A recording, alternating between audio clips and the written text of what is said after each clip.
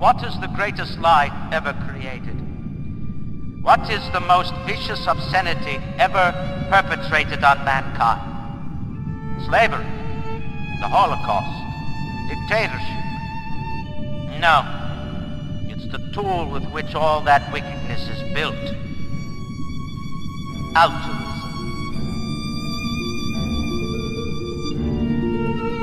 She fled communist Russia in 1926. You've been called a fascist. I abhor fascism. I abhor the use of force. Enslaves industrialists. How? By a morality that requires a man's efforts benefit everyone but himself. Execrable claptrap. The reviews. Outpouring of hate, longer than life and twice as preposterous, cracked brained, they go on and on. Applauds the destruction of the weak to the advantage of the strong. Rand is arguing for a dictatorship. You don't care if the poor starve. Are you the head of a cult? You're preaching selfishness. That's all it is. This country took you in and gave you refuge. Don't you feel you owe it anything? Yes, of course I do. And I have given it. I have given it everything I have. My work, my books, my life. I gave my life to this work. And so books are printed and critics tell their lies. And no one speaks out to defend me. No one. No one, not to even say I exist. As if I was exist.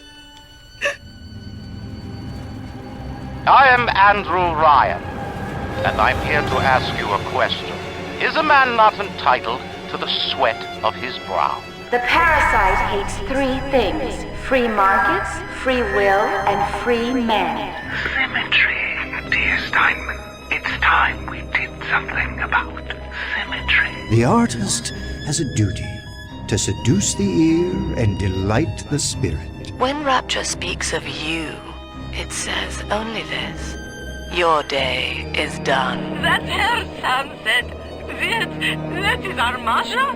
Masha! They come to Rapture thinking they're gonna be captains of industry. But they all forget that somebody's gotta scrub the toilets. I love Mr. Ryan, but I love Rapture. If I have to kill one to save the other, so be it. Break that sweet puppy's neck. No, please. Break that puppy's neck. Would you kindly? No. No. Andrew Ryan reminds us we all make choices, but in the end, our choices make us.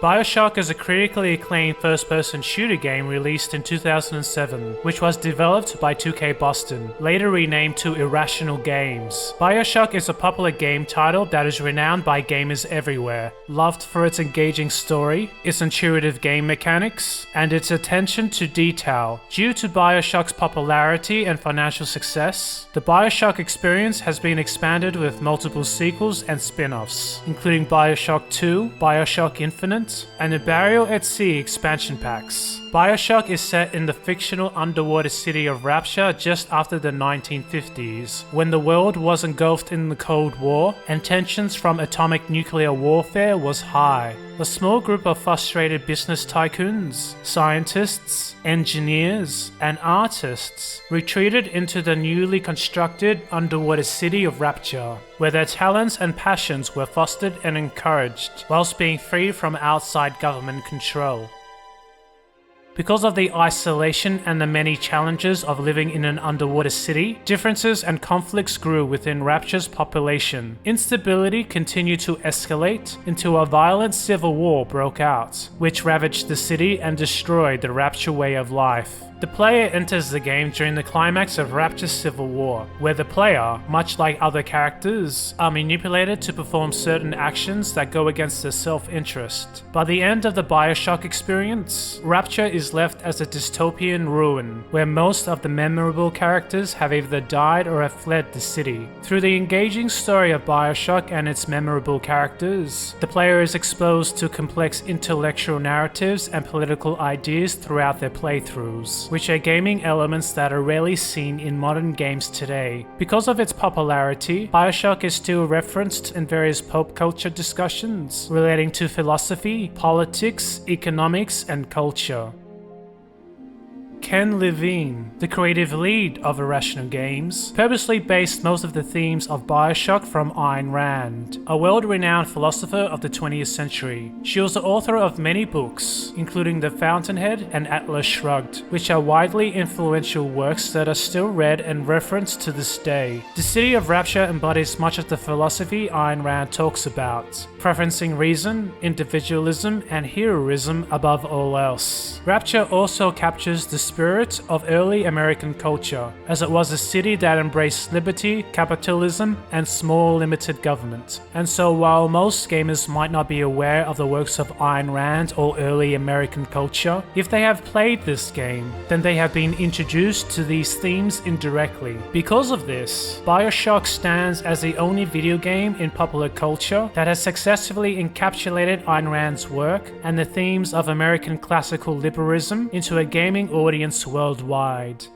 But what exactly is the philosophy of Ayn Rand? How did her philosophy cause Rapture to fail? And what philosophical lessons can be learnt from this game and the fictional characters in it? This is Love, Life and Anarchy, and I will be answering these questions as we explore the philosophy of Bioshock.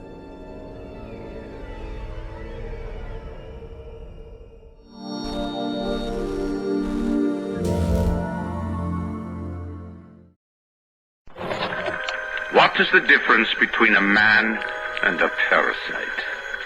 A man builds, a parasite asks, where's my share? A man creates, a parasite says, what will the neighbors think? A man invents, a parasite says, watch out, or you might tread on the toes of God. The creator thinks, the parasite copies. The creator produces, the parasite loots. The creator's concern is the conquest of nature. The parasite's concern is the conquest of man. The parasite seeks power. He wants to bind all men together in common action and common slavery. He claims that man is only a tool for the use of others, that he must think as they think, act as they act, and live in selfless, joyless servitude to any need but his own. That man must work for others, concern himself with others, or be responsible for them. That is the role of a sacrificial object. I say that man is entitled to his own happiness and that he must achieve it himself, but that he cannot demand that others give up their lives to make him happy. And nor should he wish to sacrifice himself for the happiness of others. Andrew Ryan is the main protagonist of Bioshock and the most iconic character of the first game. He is described as an extremely successful American business tycoon, owning a significant chunk of America's coal, the second biggest railroad, and Ryan Oil. Being a self-made man, he held the conviction that men forged their own destiny and were responsible for their own path. Andrew Ryan shared many similarities with other protagonists from Ayn Rand's works, combining the egotistic moral ideals of Howard Rourke from The Fountainhead, the industrialist and entrepreneurial spirit of Hank Rearden from Atlas Shrugged, and the heroism and philosophy of John Galt, also from Atlas Shrugged. But the biggest influence of Andrew Ryan's character was Ayn Rand herself. In fact, his name is an anagram of hers. Andrew Ryan was born in Minsk, Belarus, not far from Ayn Rand's birthplace of St. Petersburg in Russia, which both became a part of the Union of Soviet Socialist Republics, or the USSR, after its revolution. Both Ayn Rand and Andrew Ryan lived through the October Revolution, where the Bolsheviks took control over the provisional government and politically transformed Russia into their socialist image. Inspired from Marxist ideology, the Socialist republic expropriated all means of production and nationalized private industries into the communist state. Ayn Rand's father had both his business and building confiscated by the Soviets, displacing her family and sentencing her to a life of poverty through communist rule. At a young age, Ayn Rand knew she was more gifted than her other students, as her grades were constantly at the top of all her classes in all her schools. Wanting to be a writer, she spent most of her time in classrooms writing books and short stories, while ignoring the public education that was administered by the Soviet state. She also felt dissatisfied with the constant Soviet mysticism that was all around her.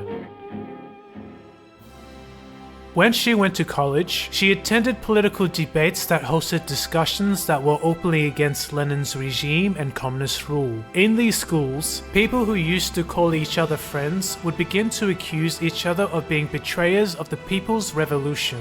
The accused would then disappear from these schools, where they would be sent to prisons and gulags and political purges. Andrew Ryan's father, dissatisfied with Lenin's regime, would often speak against communist rule in his community as well. But once he got word from an Orthodox priest that he was targeted for a political purge, he fled the country with his son Andrew Ryan before it could happen. As a child, Andrew Ryan personally witnessed his family's friends get shot by the Red Guards as they tried to flee Russia. This was the first time he witnessed the brutality of the state.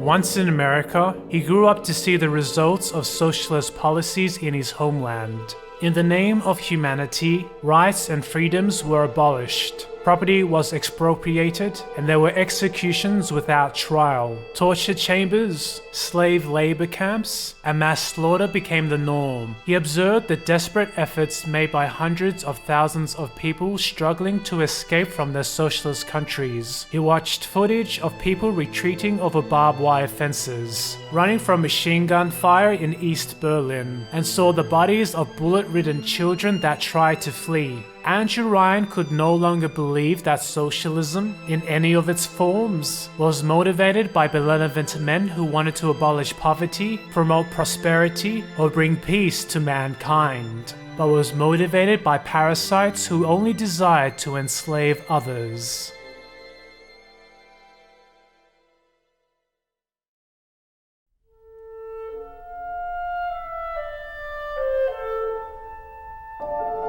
When you come into this country, all things are possible for you. You can forget the past, you can have a brave new world.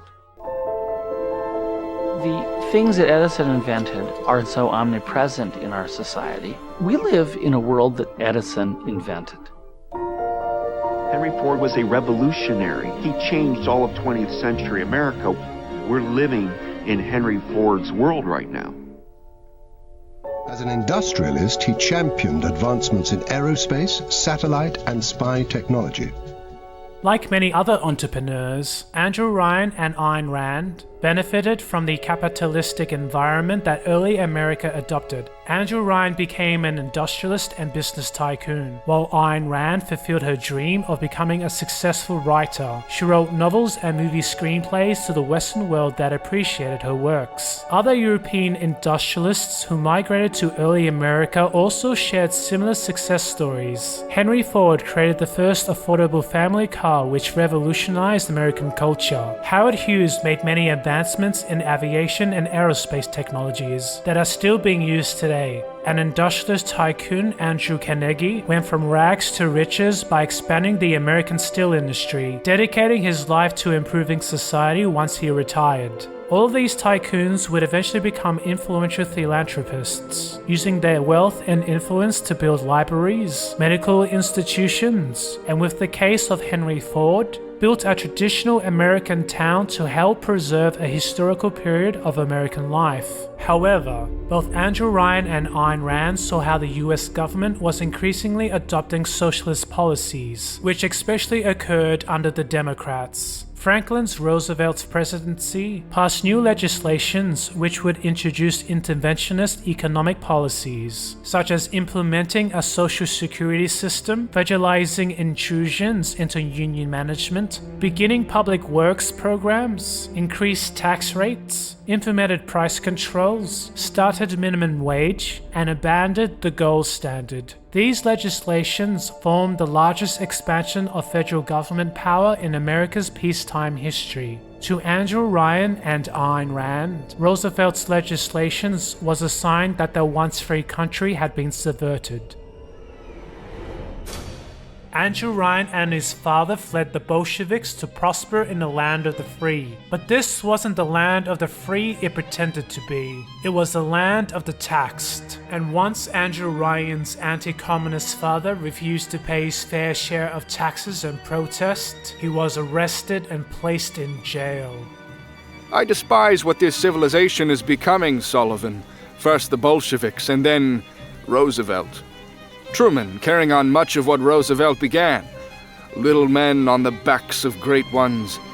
They will only stop when real men stand up and say no more.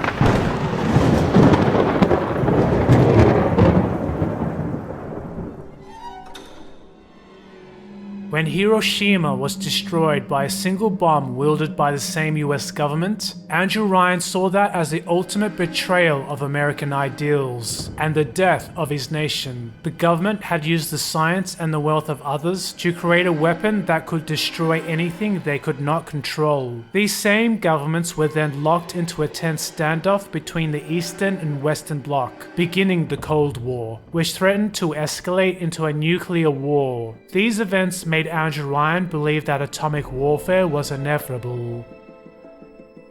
Where in the world is there a place for men like us? My father and I fled the Bolsheviks, and where did we end up? This isn't the land of the free it pretends to be. It's the land of the taxed. Every society is the same on the face of the earth these days. The potential destruction of civilization through atomic warfare is what finally motivated Andrew Ryan to order the covert construction of the underwater city Rapture, a city that was outside of government control, where politicians could not rule, and a place that was safe from nuclear warfare. The backstory of Rapture was heavily inspired by Ayn Rand's book, Atlas Shrugged. Atlas Shrugged. A big book. A big theme. What's it about? Simply put, the mind on strike. Whose mind? The minds that matter. Scientists, inventors, artists, industrialists, the motors that run the world. I show what happens when that motor stops. And what's that? Chaos, both spiritual and physical. Atlas Shrugged depicts a dystopian society sliding into economic destruction due to totalitarianism and excess government regulation. Industry leaders and entrepreneurs begin to disappear from society, leaving behind their businesses and capital investments. As new laws and regulations continue to strangle the industries of the world, vital services such as transport, food production, and energy services begin to decline or halt. We learned that the people who were responsible for these industries were encouraged to strike as a form of political protest against the government and a world that didn't appreciate them. They built a secret city known as Galt's Gulch, a free society made by people who value the ideas of individualism, liberty, and capitalism. Eventually, the government collapses on the outside world, and industry leaders return from the hiding in Galt's Gulch to build a better world without the government's involvement. Both the fictional city of Galt's Gulch and Rapture were built for the same reasons, to politically protest the world and go on strike.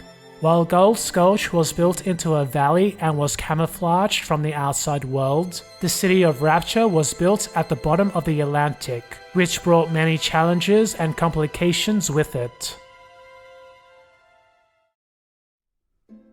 The construction of Rapture, or the North Atlantic Project, was inspired by the Panama Canal, the largest and most difficult engineering project ever undertaken at the time. It is an artificial waterway canal based in Panama that connects the Atlantic Ocean with the Pacific Ocean. Ships that pass through the canal save 2 weeks of travel time, completing the journey in under 10 hours. Through a series of locks and chambers, ships are guided through a passage through to an artificial lake that is built 26 meters above sea level. The Panama Canal is considered to be one of the 7 wonders of the industrial world. Andrew Ryan and his close team of engineers used the Panama Canal as an example of what was possible. It took most of Andrew Ryan's assets and resources to create Rapture, liquidating his coal assets, railway stocks, and oil companies to purchase the materials and laborers needed for construction. He also created a series of new technologies for the project, which included a see-through alloy that could withstand the high pressures of the sea, called submolecular bonding. It was used to connect the underwater structures of Rapture together. Buildings and structures were lowered into the seabed from the surface by deep-sea welders and mechanics. Buildings with aluminium frames were submerged and fastened into the seabed foundation, and ocean water was pumped out of living spaces once rooms were completed and airtight. Rapture was also constructed near a massive hydrothermal vent, providing a near-endless supply of geothermal energy that was harnessed by Andrew Ryan and his engineering team. It provided Rapture with an abundance of heat and power, avoiding the need for coal, oil, and solar panels. The goal of Rapture was to be a self-sustaining city that could run itself without intervention from the outside world. It would be out of the control of the warmongering great powers of the surface, which included the United States government, British intelligence, and the Soviet bloc. It was expected to grow across the seabed until it eventually spread out onto the top of the sea. The great city-state would then outcompete with the nations of the world and replace them, becoming the capital city of the new world. Both Galt's Gulch and Rapture were built on the ideas of Objectivism, the name of the philosophy that originated from Ayn Rand. Objectivism is a guide to living a virtuous life based on reason. It starts with metaphysics. Objectivism states that reality exists, and it exists independently of us and our consciousness. That means we discover reality through our senses, not through faith or mysticism. As we discover and analyze the objective world around us, we use our mind's ability to reason to make sense of it. Through the unique human ability of using reason, we are able to make the objective world serve us, rather than the other way around. Commitment to reason and critical thinking leads to the rejection of religion, the supernatural, and anything else that cannot be empirically verified, favoring reality or reason above all else. This is why both Andrew Ryan and Ayn Rand were atheists, who rejected the idea of God. You don't approve of religion because? Because it's mystical, because it's based on faith, not on reason and facts. The objectivist view on happiness is based on the Aristotelian view on happiness. Aristotle argued that happiness comes from ourselves, and that it was based on rational self-interest and self-fulfillment. Aristotle argued that self-love was the highest form of love, and that self-love was needed for virtuous living. Because of this, serving other people's happiness can only come after serving your own happiness. Or said another way, saying "I love you" only has real meaning when you use the word I. This was later fleshed out in Objectivism to ultimately reject altruism, which can be heard in some of Andrew Ryan's speeches. Altruism is defined as self-sacrifice being the highest form of moral value, that serving others is the only justification of existence, and that you have no right to exist for your own sake, but only exist for the needs of others. Both Ayn Rand and Andrew Ryan believed that most, if not all, evils of the world was due to people being manipulated by altruism and the emotional prejudices that altruism enables. That evil is not enabled by selfishness, but by wanting to serve others before yourself, and that the world would be a better place if people put their self-interest above self-sacrifice. Whenever anyone wants others to do their work, they call upon their altruism. Never mind your own needs, they say. Think of the needs of the state, of the poor, of the army, of the king, of God. The list goes on and on. How many catastrophes were launched with the words, think of yourself? It's the king and country crowd who light the torch of destruction. I'm challenging the moral code of altruism, the precept that man's moral duty is to live for others, that man must sacrifice himself to others, which is the present-day morality. Altruism is not to be confused with kindness, goodwill, or respect for others, but the rejection of oneself for the happiness of others. Giving to charity or helping others should be seen as something you want to do out of self-love, not something that you are forced to do out of self-sacrifice.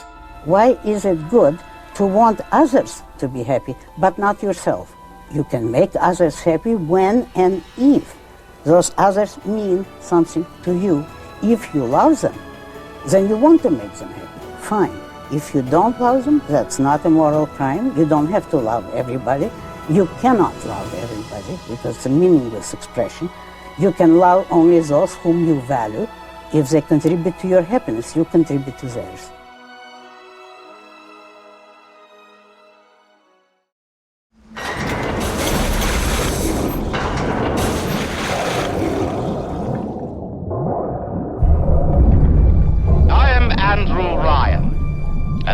To ask you a question. Is a man not entitled to the sweat of his brow? There have been many variations of altruism throughout human history. Under religion, some of the followers of the faith are expected to sacrifice their own self-interest for the good of God or for the good of church. Under the Soviet Socialist Republic, Russians were expected to sacrifice their own self-interest for the good of the people. Under Roosevelt's New Deal, people were expected to sacrifice their own self-interest for the good of the poor. And under many contemporary democratic nations, people are expected to sacrifice their own self-interest for the good of social justice. In the working out of a great national program that seeks the primary good of the greater number, it is true that the toes of some people are being stepped on and are going to be stepped on.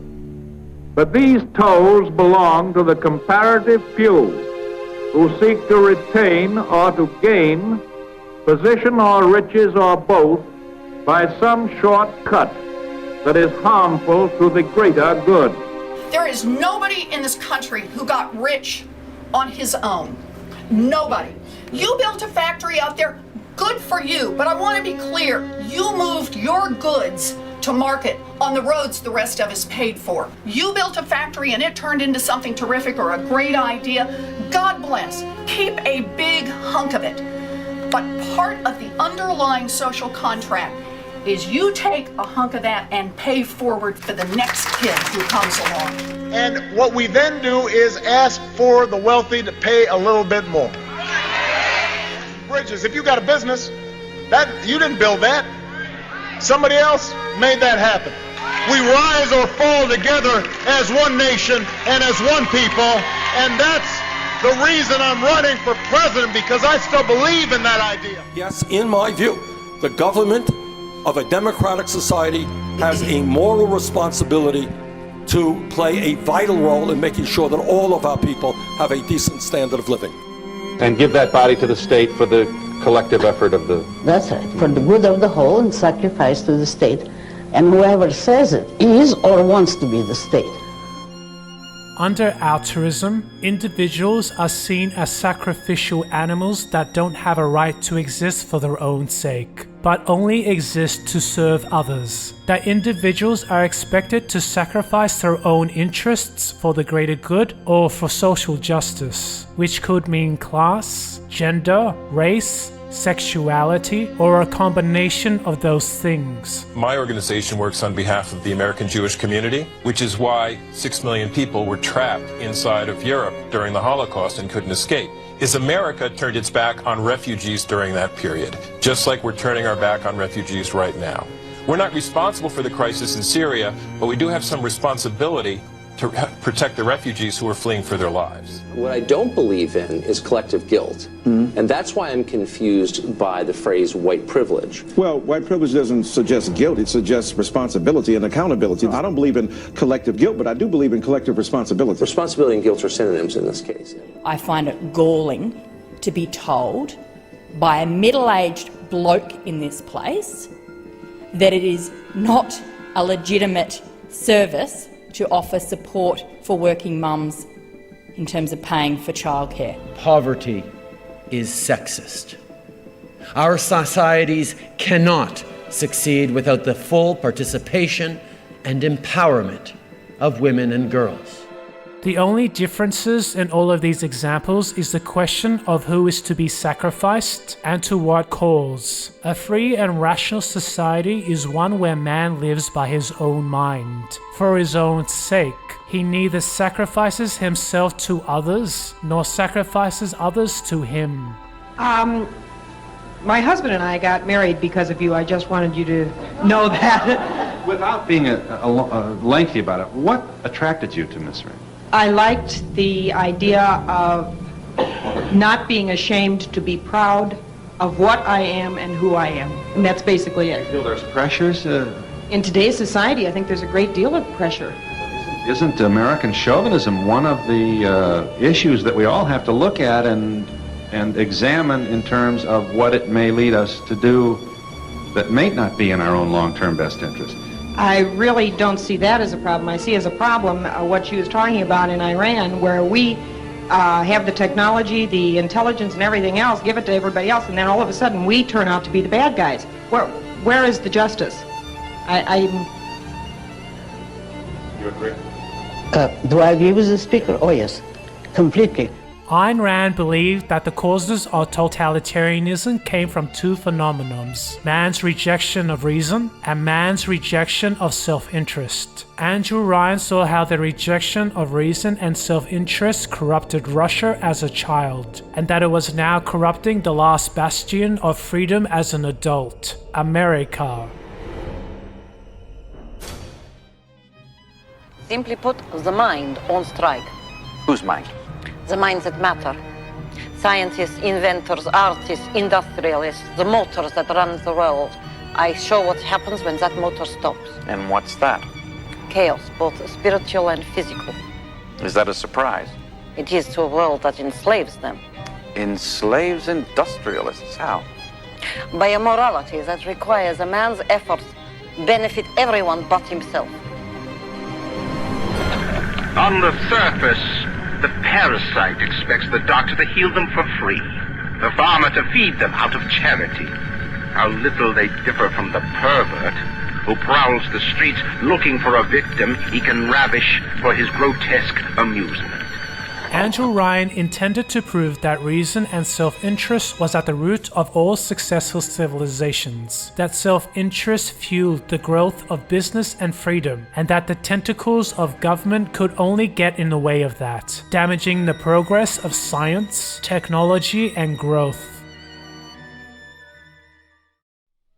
When the realities and values of objectivism are seen as priorities in society, it ultimately leads to a capitalistic environment, where the individual holds the right to property and trade in each of their hands, that their self-interest is preferenced above self-sacrifice, and that the role of government is limited to only protecting the rights and freedoms of others. This was the economic system that Rapture embraced, and the economic system that Ayn Rand advocated for, a totally laissez-faire, unregulated, uncontrolled capitalism. Citizens and business owners were expected to oversee and self-regulate themselves without the involvement of governments. This pure system of capitalism that Rapture adopted has never existed in the world, not even in early America, as various degrees of government control has always been undercutting and distorting the market from its inception. Being a completely unregulated city, Andrew Ryan hoped its economic policies would attract the innovative scientists, engineers, and industrialists who are dissatisfied with the regulatory shackles that the governments have placed on them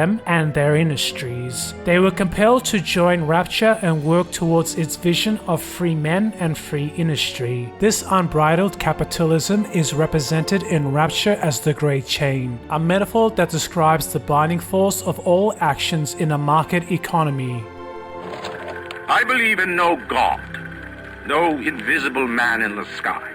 But there is something more powerful than each of us, a combination of our efforts, a great chain of industry that unites us. But it is only when we struggle in our own interest that the chain pulls society in the right direction. The chain is too powerful and too mysterious for any government to guide. Any man who tells you different either has his hand in your pocket or a pistol to your neck.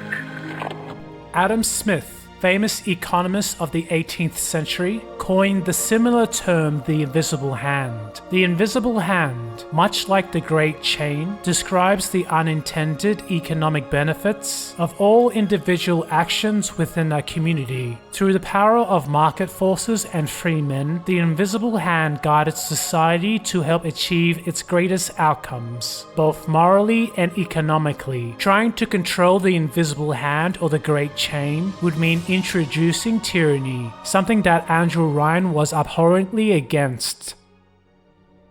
While the construction of Rapture was challenging and extravagantly expensive, Andrew Ryan's greatest fear was that Rapture would eventually be found out by external governments. Governments, unions, and communists could one day worm their way into the city and pillage its mysteries for the outside world. The new technologies that was used to build the new colony, such as submolecular bonding, could be stolen, patented, and made a fortune on. Governments could also use these technologies to help give them the advantage in the Cold War. It was important for its new citizens to commit to Rapture and not expose its secrets, as secrecy was Rapture's only defense against external governments. This led to Rapture's single governing policy, which, apart from policies against murderers, thieves, and rapists, would become Rapture's only rule.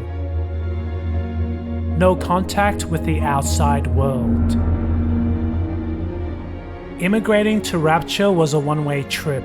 There would be no contact with the outside world once inside. No trade, no letters, no money transfers, and no correspondence with the surface. No one could leave until Rapture was larger, more established, and the risk of nuclear war had gone, which Andrew Ryan predicted it would take at least a generation. Nobody could come in or out without authorization. People were expected to live there, trade there, and make it work, which requires the complete commitment of its citizens. Everyone who was invited to Rapture was made to understand this rule and consented before they could join. Rapture wasn't a city to visit, it was a way of life.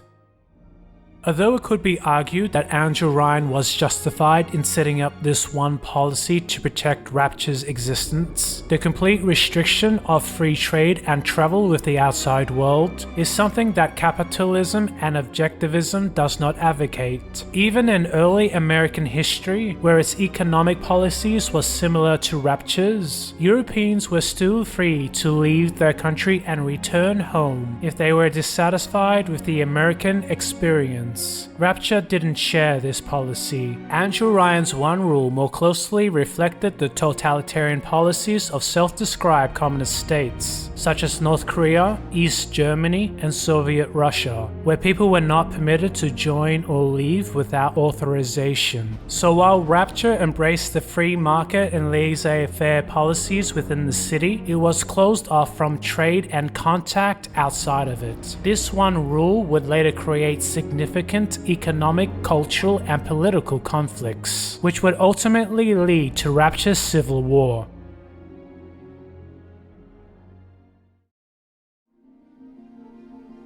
Due to Rapture's hands-off economic policies, Ryan's hopes and ideals for Rapture came true, becoming the world leader in innovation, freedom, prosperity, and entrepreneurship. From 1946 to 1958, Rapture experienced tremendous economic progress, political stability, a culture of entrepreneurship, numerous business establishments, and unprecedented scientific advancements, just as Ryan predicted it would do. Technology leaped decades ahead of the surface, with inventions such as a geothermal power station, a self-sustaining biosphere, and a gene-based supercomputer. Rapture's economic successes and prosperity progress also correlates with societies that similarly embraced hands-off capitalistic policies, which is a relatively new idea in economic theory.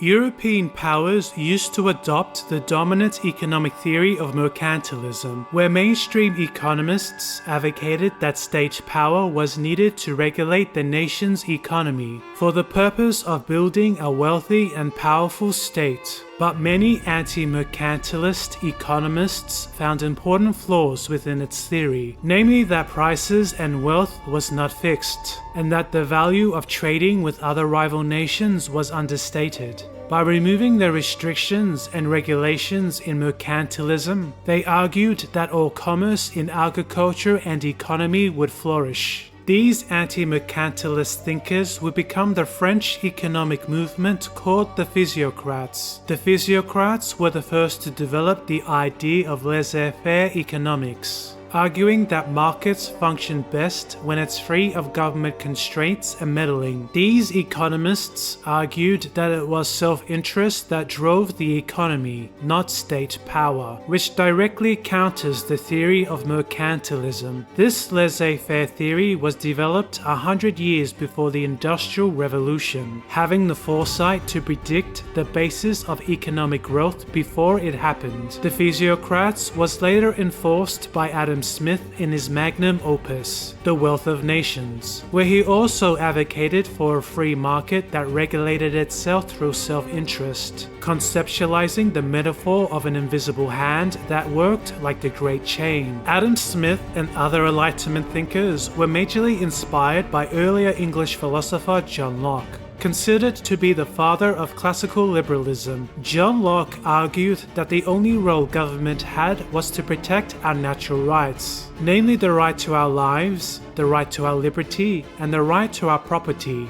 During the American Revolutionary War, where North American colonies rebelled against the English crown, Thomas Jefferson drafted the United States Declaration of Independence to include these themes. In the draft, he wrote that all men were created equal with certain unalienable rights, including the right to life, liberty, and the pursuit of happiness. Once North America achieved its independence, the Bill of Rights was constitutionalized to protect individual liberties over entrenching governmental powers. The nation embraced a culture of freedom and entrepreneurship, which, similar to Rapture, attracted the more driven Europeans who were dissatisfied with the rule of kings and emperors within their own nations, allowing them the right to forge their own destinies in America. The limited government and freedoms that America embraced meant the economic growth of the United States jumped to the international lead, even out-competing the industrialized society of Britain. The first transcontinental railroad, built in America by 3 private companies, transformed the country into an economic powerhouse. The United States would later become the world leader in applied technology and industrial progress. 500,000 of new American patents were issued for inventions in 30 years. Thomas Edison established the first electrical lighting grid, powering streetlights at night and electric streetcars in Lower Manhattan. The North American Kerosene Gas Light Company produced affordable kerosene kerosene, which replaced whale oil for lighting homes. And Henry Ford revolutionized the assembly line, making the Ford Model T car available to the middle class across America. Because of these factors, the US economy rose its fastest rate during the late 19th century, which is described as America's Gilded Age. In the Gilded Age, real wages, wealth, GDP, and capital formations all increased rapidly. America became the envy of the world, causing many foreigners to ask, what was the secret to American success? However, many of these wealthy industrialists and financiers would be negatively criticized and denounced as robber barons by their critics. These critics argued that their fortunes were not earned through the self-determination of their efforts, but through the expense and exploitation of their workers. But other admirers disagreed, arguing that they were not robber barons, but captains of industry, who were responsible for establishing the core of America's industrial economic power, as well as helping non-profit charities through personal acts of philanthropy. "You are my ideal of a self-made man," wrote one admirer. "You are loved by thousands of people all over the world," gushed another. "You have done more good and accomplished more for the people than any man living. Do not let them discourage you."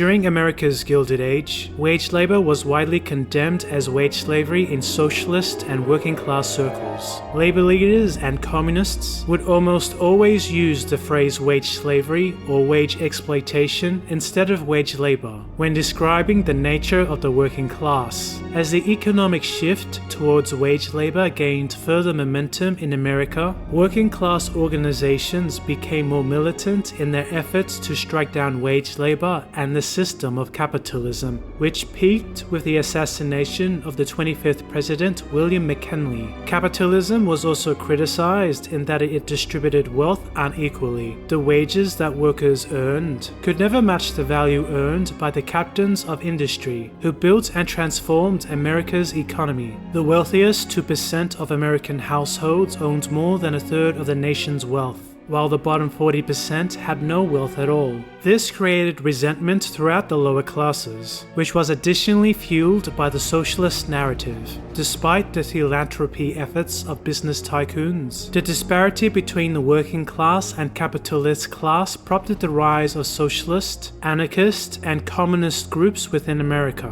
along with worker strikes and militant labor movements. Socialist policies also became entrenched in government policies, manifesting into Roosevelt's first and Second New Deal, which forever changed the economic culture of America through public policy. Both Ayn Rand and Andrew Ryan, who lived through a similar paradigm change in Russia, saw worker unions and similar socialist movements as irrational, evil, and parasitical. The parasites who adopted the collectivist narrative of altruism and social justice were not interested in liberation, progress, innovation, or success, but were only interested in exploiting and enslaving others.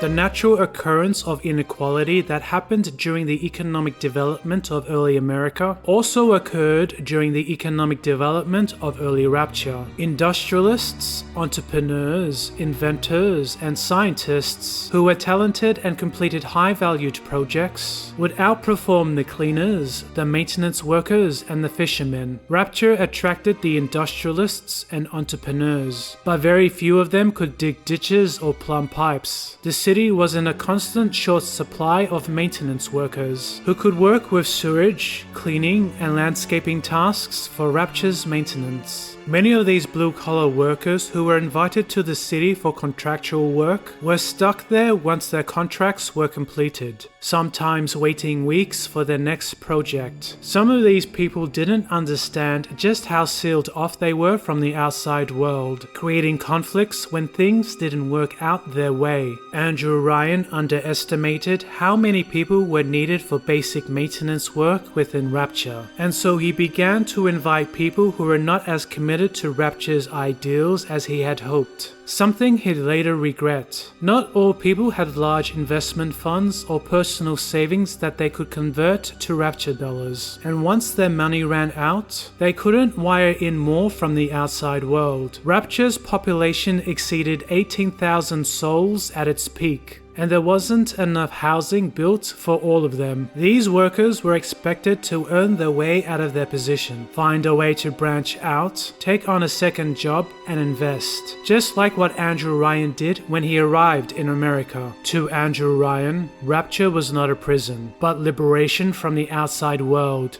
Others didn't share that viewpoint. Rapture was opposed to taxes and regulations that typically funded government programs such as Social Security, national health care, and other welfare systems in the outside world. In the law of Rapture, people were repulsed by the idea of private charities or helping each other out in times of distress. Ruben Grave, head of engineering, describes charity as a dependency that interfered with the natural order of the Darwinian process. Before the government enabled welfare policies, charities and mutual aid were organized through private communities and mutual associations, known as friendly societies. Friendly societies provided financial and social services to private individuals, offering them the services of charity, insurance, pensions, and cooperative banking without the objective of turning a profit. These mutual organizations composed of volunteers who joined together for a common financial or social purpose that would be based according to religion, politics, or trade affiliations. These societies are still widespread in many parts of the developed world, but because of modern insurance and the compulsion of the welfare state, they are not as prominent as they used to be. There is no reason to suggest that the citizens of Rapture would not help each other in times of need, as many of them were friends that shared many common interests. In the fictional town Gold's Gulch, which the Rapture City was inspired by, the citizens were made up of friends, companions, and even lovers who helped each other because of the similar values that they all shared.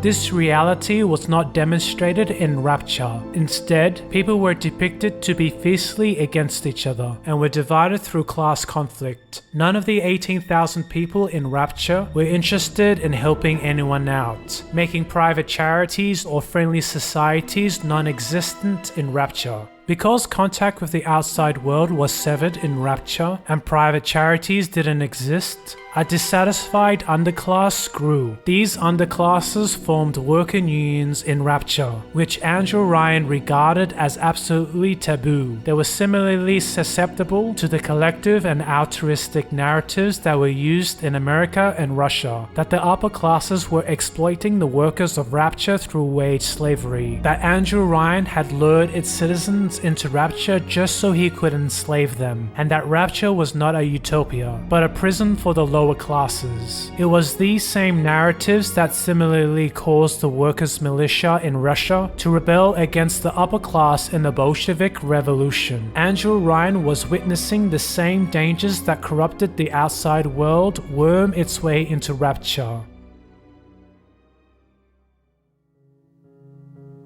The two major characters that formed these union groups and pushed this narrative was psychiatrist Sofia Lamb, who was initially invited to Rapture to help soothe the distressing psychological effects of living under the ocean, and the con artist Frank Goland, who stole the identity of Frank Fontaine in order to swindle his way into Rapture as a fishing contractor. Andrew Ryan initially invited Sofia Lamb to provide counseling for the isolated population of Rapture. Sofia Lamb was a firm believer of the utilitarian ideal of the greater good, meaning that the best behaviors are the ones that maximizes the interests of the collective, which was the ultimate value people should be striving for. While Andrew Ryan believed in rational self-interest and rejected altruism, Sofia Lamb rejected rational self-interest and embraced altruism. militarism. It wasn't long before she clashed with Andrew Ryan and his ideas, creating a new subversive movement within Rapture. To Sofia Lamb, a true utopia could only be based in unity and collective sharing, not through individualism and property rights. Sofia Lamb's gradual revolution would first be placed in the minds of her patients through her therapy sessions, and then through action. She had the goal of transforming Rapture from within. In her therapy sessions, she noticed that her patients held feelings of mistrust towards Andrew Ryan. They felt they were misled into what Rapture would be like, and why they were brought underwater. She discovered that social anxiety was more prevalent in the lower classes than the higher class. The patients who saw Sofia Lamb were immediately exposed to a collectivist rhetoric. She attempted to sway the distressed workers of Rapture away from Andrew Ryan's individualist philosophy into a collectivist altruistic one. Andrew Ryan soon discovered that it was Sofia Lamb who was encouraging these worker unions and class conflicts. Hoping to discourage Lamb's influence in Rapture, Andrew Ryan would invite her to a series of public debates to show the flaws in her reasoning. But the debates had the opposite effects. The lower classes found Sofia Lamb to be more likable and relatable, while Andrew Ryan's rhetoric of the Great Chain held little appeal. Eventually, Lamb became so much of a threat to Andrew Ryan that he resorted to less ethical means to bring her under control. After discovering her true intentions, he arrested Sofia Lamb and placed her in a makeshift penal colony in Rapture. She eventually escaped from her prison after the events of the original game, and transformed her followers into a religious cult. This religious cult, named the Rapture family, were the committed believers of Lamb's collectivist ideals, becoming Rapture's zealots and the main antagonists of the second Bioshock game. Frank Fontaine, the second character who promoted the opposite narrative in Rapture, was the main antagonist of the first Bioshock game. He is described as a con man, a criminal mastermind, and the arch enemy of Andrew Ryan, who led the power struggle that started Rapture's civil war. Before he was Frank Fontaine, he was an orphan who worked as a stage boy in a theater. He appreciated the power of acting, that his peers could influence their audience through performance art, costumes, and misdirection.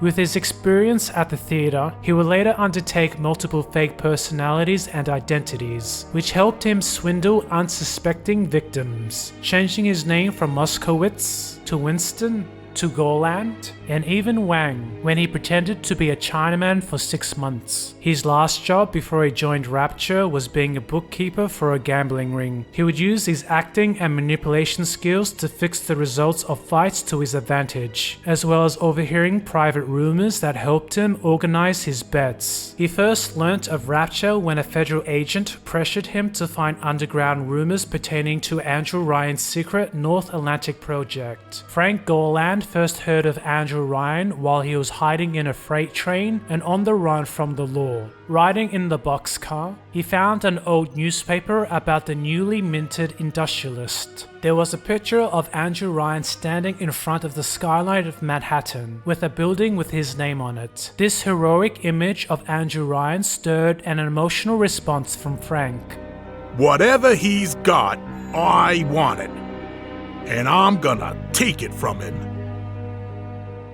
When he discovered that the same Andrew Ryan was managing a secret project in the North Atlantic, it fascinated him. Millions of dollars were being sunk into the ocean. It attracted him in like buried gold attracted a treasure hunter. He wanted to scoop some of it up.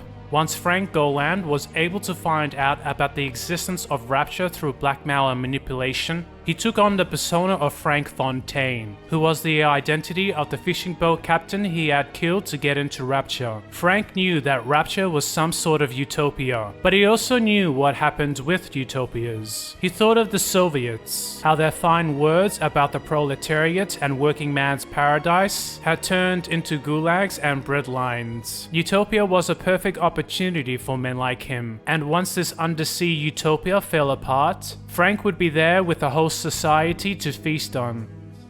Frank Fontaine represented the complete opposite virtues that Ayn Rand had argued for. Fontaine did not see individuals as producers or traders, but as fools to be plundered from. He used dishonesty and manipulation to mislead others, stealing their resources or their identities for his own goals. He had no interest in being honest and did not share Rapture's vision, as his primary goal right from the start was to pillage the secrets and the riches of the city. He held the attitude that others must live for his values, which were carried out through threats, falsehoods, and violence, which was, as Ayn Rand argued, completely evil and unacceptable moral behavior. Frank Fontaine was initially invited to Rapture because the fishing ships that he stole could be used to supply Rapture with resources. But being part of the fishing trade also gave Fontaine access to something that made Andrew Ryan nervous: the outside world. Fontaine's ships and subs left Rapture on their own accord, able to contact anyone from the surface. Once Fontaine noticed that the people of Rapture were getting sick of eating fish, he started to smuggle in beef and other goods that were impossible to find in Rapture. His smuggling ring would expand to include additional contraband items, including Bibles, cigarettes, and newspapers. Andrew Ryan had suspicions that Frank Fontaine was behind the smuggling ring, but he was unable to prove it, as Frank was experienced in the black market and could cover his tracks. The appearance of contraband angered Andrew Ryan, not necessarily because people were trading with the outside world, but because the continual exposure with the surface placed Rapture's secrecy at risk, which is why he implemented the no contact with the outside world policy. By imposing this trade policy, the Great Chain was forcefully pulled towards the direction of Andrew Ryan, resulting in a form of tyranny that stopped the supply of goods from the outside world. But as people grew dissatisfied with their living conditions and demanded goods from the outside world, it pulled the Great Chain back towards the people. This demand was fulfilled by Frank Fontaine and his smuggling ring. He earned the first of his Rapture riches through the black market this way.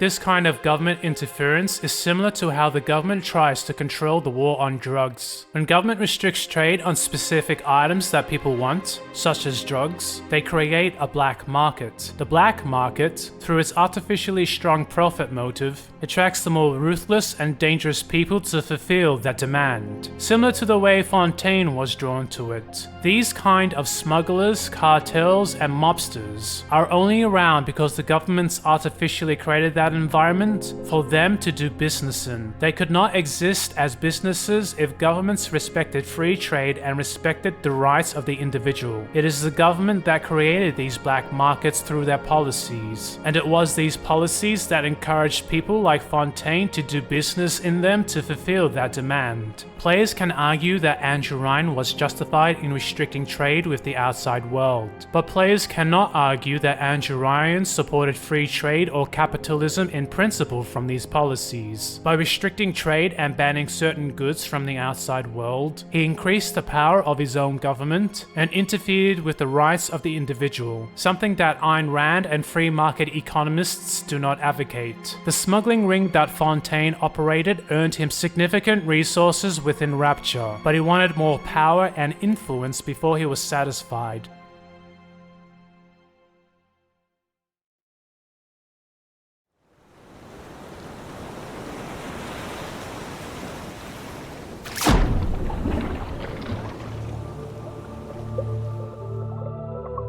A large proportion of all life on Earth live in the sea. Many ocean species are still yet to be discovered. Marine life was important to the people in Rapture, as citizens relied on its ecosystem for food, medicine, materials, and resources. One of the sea creatures that transformed the economy and culture of Rapture was a discovery of a unique sea slug a fictional underwater creature indigenous to the seabed around Rapture. It was found to naturally produce a raw form of volatile genetic material. This material was called Adam, a substance that could create and manipulate different cell types. The concept of Adam is loosely based on the science of stem cells, a type of cell that has the remarkable capability to develop itself into different types of cells in the body, which can essentially divide without limitation to replenish other cells. These stem cells are capable of renewing themselves through cell division, and can be manipulated to become tissue or organ-specific cells that held specific functions.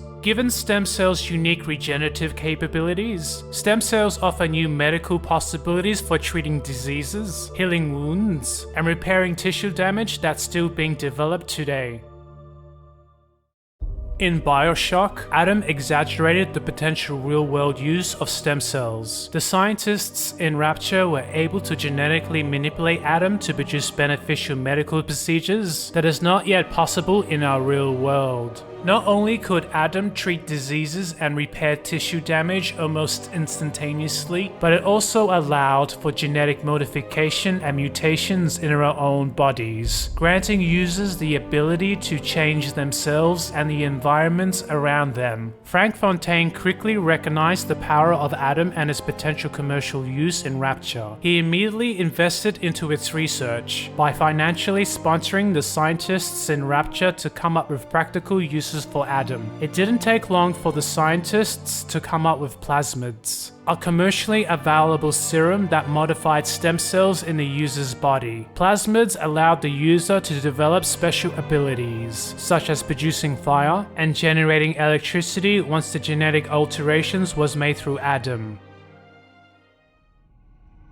Earlier batches of plasmids developed unwanted side effects when used. Plasmids worked by destroying damaged cells and replacing them with genetically modified new ones. Some of these cell growths were unstable, coming out as lesions and abnormal tumors in tissues. While responsible use of plasmids made these side effects minimal, irresponsible plasmid use led to excessive physical and mental damage, as too many natural cells were being replaced by genetically modified ones. The genetic alterations that plasmids changed also brought feelings of euphoria, which encouraged further plasmid use. This pleasant high experience, similar to opium and other stimulants, was speculated to become a possible cause of addiction in users that have low self-esteem. This euphoric rush increased the chance of plasmid abuse, especially since Adam was flexible enough to genetically modify almost anything in a person.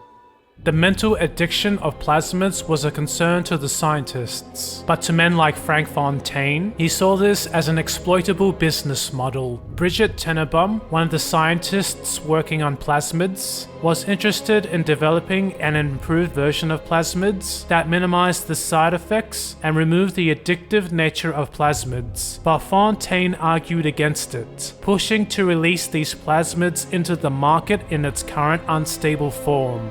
When plasmids are injected into the body, they cause physiological changes to the users, which means plasmids can be accurately defined as a drug. Most drugs fall into two categories: pharmaceutical or psychoactive. Plasmids fall under both. Not only did plasmids have the pharmaceutical benefits of curing the sick and healing the wounded, but they also had the psychoactive effect of creating positive emotions, improving the body, and granting specific powers to users, something that no other drug can do.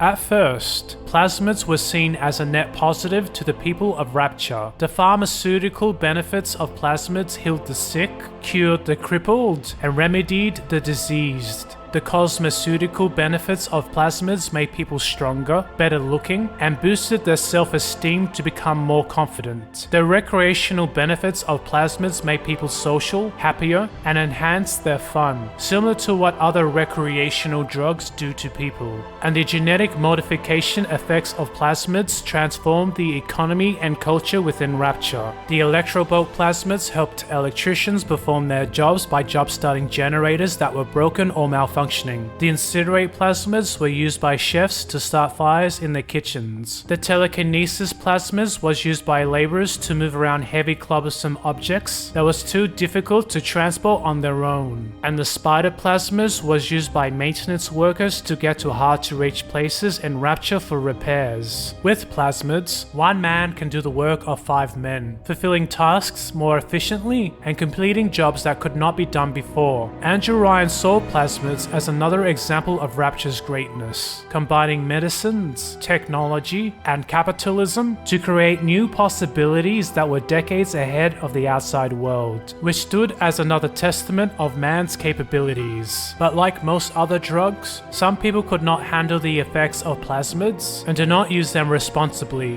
which disproportionately affected the lower worker classes in Rapture. The positive and pleasant effects of plasmid use could not be replicated in any other way, so the lower classes were more prone to atom abuse. The damaging effects of irresponsible plasmid use caused deformities, insanity, and even death in extreme cases. Laborers that used the telekinesis plasmids to move around heavy objects started to get into fights with other plasmid users, throwing around heavy objects in heated brawls. Distressed and enraged plasmid users would get into fights over non-issues, using plasmids such as electrobolt and incinerate against each other in violent confrontations. The general attitude of Rapture authorities was to only intervene once splicers harmed innocent bystanders. Plasmid users that got into fights with other plasmid users were seen as duels between 2 consenting adults, and was not seen as a crime that needed intervention. Other citizens of Rapture saw the deaths of excessive plasmid users as a self-regulating Darwinian purge, a way to weed out the weak of Rapture. And because Andrew Ryan was committed in the idea of free market and free enterprise, he was not willing to break his principles over these fights. He was more interested in seeing where plasmids would take Rapture. It was only when plasmid users within the cult of Sofia Lamb and the plasmid users within Frank Fontaine's criminal ring started to target and attack Rapture's authorities and members of the upper class did Andrew Ryan begin to get concerned. The Central Council was called in for a meeting to find solutions for excessive plasmid use.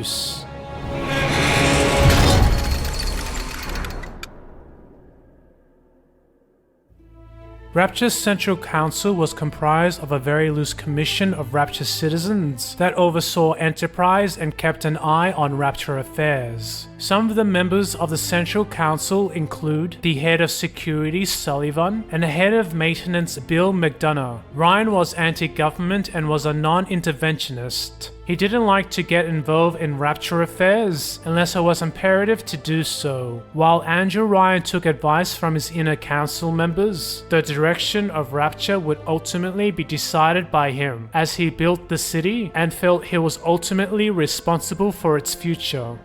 Sullivan, the head of security, called for an immediate ban on all plasmid use and wanted to implement prohibition on its sales. Rapture had a non-interventionist policy on drugs. Shopkeepers in Rapture were known to distill moonshine in their chambers. Coca plants were also grown in private quarters to produce cocaine for sale and trade in Rapture. The inner circle always turned a blind eye to these practices and did not intervene. But because plasmid users were unstable, caused property damage, and were a powerful weapon against Rapture's authorities, prohibition seemed like the fastest and the most effective solution. But doing so would go against Rapture's core principles, and so Andrew Ryan resisted this option. Most of the council had also lived through the Prohibition era, where a nationwide constitutional ban was placed on alcoholic sales and production in America, which was placed after the Protestants complained that alcohol was creating an immoral society. Much like the contraband laws in Rapture, the Prohibition laws in America created an underclass of smugglers, cartels, and mobsters to fulfill that demand. Violence would spill into the streets as organized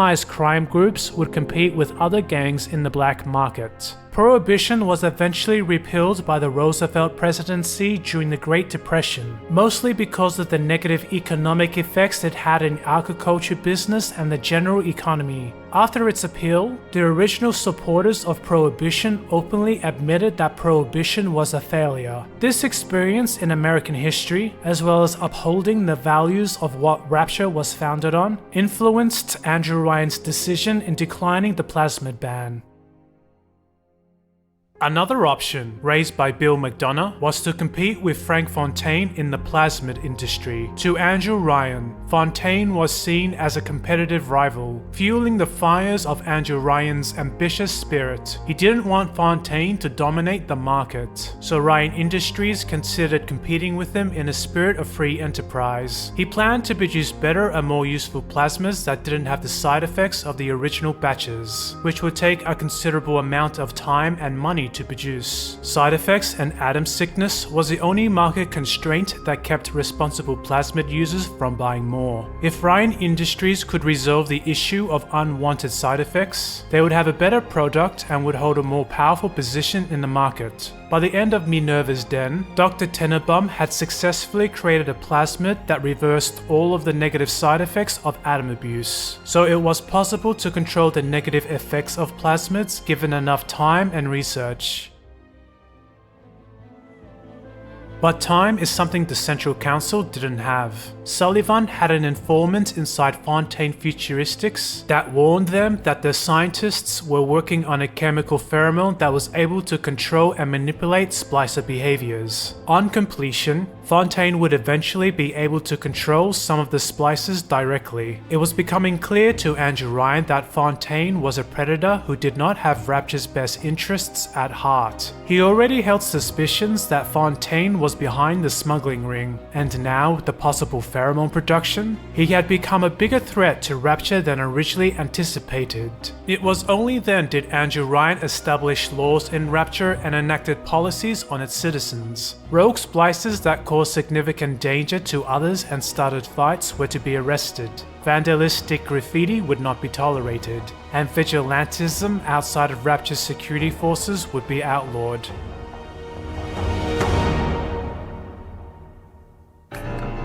Frank Fontaine felt the increased security presence intrude into his smuggling ring and his plasmid business, which threatened his goals and his interests. Even with his profitable plasmid business and his criminal ring, he still could not beat Andrew Ryan and the citizens loyal to Rapture in a confrontation. He was also threatened by Sofia Lamb and her followers, as her faction would also be in the way if he was successful in overtaking Andrew Ryan and his city. Frank Fontaine noticed that Sofia Lamb was able to attract her followers by exploiting the vulnerabilities of the poor who had nowhere else to go. Lamb gave free counseling sessions and was able to win the loyalty of her patients through acts of charity. She got people on her side through her therapy sessions. She discovered what issues were troubling her patients and used those same issues as chains to enslave them. Fontaine also picked up Soviet literature during his smuggling operations, absorbing the Soviet narrative used by the Bolsheviks into a new character he was starting to develop, Atlas. He read from the works of John Reed, an American journalist who wrote about his first-hand experience of the Bolshevik Revolution in his book, 10 Days That Shook the World. John Reed was an enthusiastic supporter of the Socialist Revolution and held close ties with the inner circle of the socialist movement, meeting the leaders Leon Trotsky and Vladimir Lenin, who were later responsible for the purges that killed Andrew Ryan's friends and family, and what made Ayn Rand eventually flee Russia. Fontaine pored over the accounts of John Reed and the lives of Soviet idealists, changing paragraphs and terminologies of their narrative to suit Rapture's culture. He'd heavily rely on speeches delivered by Soviet leaders in order to appeal to the lower classes of Rapture. To gain moral support of the lower class, Fontaine used his profits from his plasmid business to set up charities around Rapture, including Fontaine's Home for the Poor and the Little Sisters Orphanage. Frank held no real compassion for his fellow man and was using these charities as fronts to fuel his own schemes. Fontaine got the money to build his charities by selling Adam, which was bought by people who were addicted to Adam. These addicts, who spent most of their savings on Fontaine's Plasmids, were now relying on Fontaine's charities for assistance. The irony was not lost on Fontaine and many other citizens, that his system was specifically designed to exploit the very desperation that he created. Fontaine used his charity groups to gain support from the impoverished people of Rapture, offering them relief from the hardships of Andrew Ryan's prison city, and helped them through their Adam addiction. From this, he was able to turn citizens away from supporting Andrew Ryan into supporting himself. He also supplied these people with as many plasmids as they needed, which was all provided by his company. By splicing up his followers with plasmids, he transformed them into powerful weapons of war that were loyal to Fontaine. And once Dr. Sung Trong finished the chemical pheromone that could control splices, he would be able to launch an armed assault directly against Andrew Ryan to overwhelm him and his followers. When Fontaine felt he was ready and had enough power on his side, he moved on to the next stage of his plans, enticing Andrew Ryan to a confrontation. He gave his mobsters the order to assassinate some of Andrew Ryan's men in order to anger him into action. 3 of Rapture's private security personnel were shot in the back in cold blood, and were laid out side by side for Andrew Ryan's inner circle to see. It didn't take long for Andrew Ryan to organize an armed assault against Fontaine in retaliation. In the bloody shootout that followed, it was believed that Fontaine was killed in action. Rapture's security forces had to retreat from the shootout, as Fontaine's splicers were winning the fight. But Fontaine was unharmed, and took this opportunity to change his identity again, secretly undergoing surgery with Dr. Steinman to change his physical appearance from Frank Fontaine into the new developed persona of Atlas. Although Andrew Ryan thought he was successful in killing Frank Fontaine, he wasn't successful in finishing his smuggling ring and the splicers that retreated from the shootout. These groups rallied under a new separate faction which would later be led by Atlas. It was here when Andrew Ryan abandoned his ideals of a non-interventionist Rapture and issued policies that resembled fascism to respond to these separatists. A curfew was implemented and enforced. Checkpoints were established that restricted citizens into authorized areas. Identification cards were needed to be carried by the people of Rapture. The presence of security turrets and security bots was increased, and capital punishment was placed on smugglers and rogue splicers that committed crimes. Andrew Ryan knew that he was following in the steps of totalitarian Soviet Russia. He justified that these actions were needed to get the situation stabilized. Rapture was losing its population in the crossfire, and it was difficult to recruit new people to refill those roles.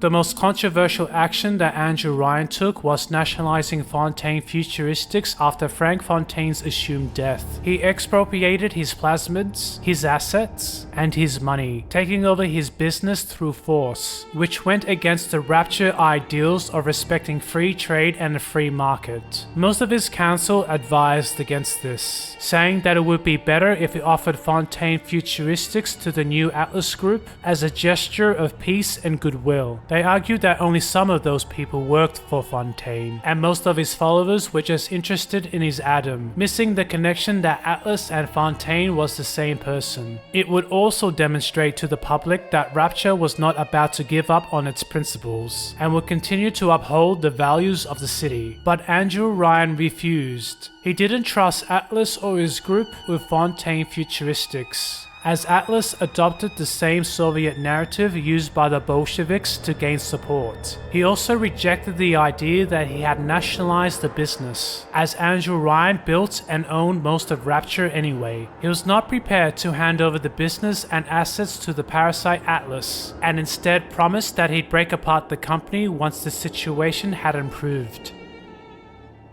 As Andrew Ryan adopted more authoritative policies that eroded the freedoms of Rapture, Atlas was able to use those policies against him to gather more support. The city's poor became the base of his new political movement. putting on theatrical performances as his new Atlas persona at Apollo Square. In his numerous public speeches, he said that the people had been lied to over and over again by Andrew Ryan, that he promised them a free market, but took over Fontaine futuristics by force. Rapture was now a police state, with curfews and blockades implemented onto its own people. This was not utopia, it was a prison.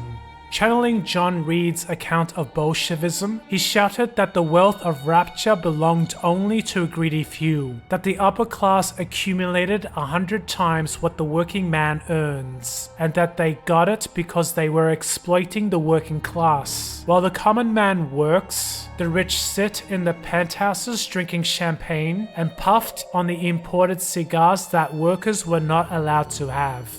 Atlas also argued for wealth redistribution policies, advocating for a Share the Wealth program in Rapture. He would shout to his followers that wealth should not belong to a greedy few, but that it belonged to everyone, that every family should be given a basic allowance of $2,000 Rapture dollars to live on. This Share the Wealth narrative was inspired from American Democrat politician Huey Long, one of the first popular senators that argued for the radical redistribution of wealth. He advocated for labor reforms and redistributionist policies, arguing that high taxes should be placed against the wealthy elite. The revenue raised from these taxes would be used to fund public government programs, which he said would stop poverty and homelessness during the Great Depression.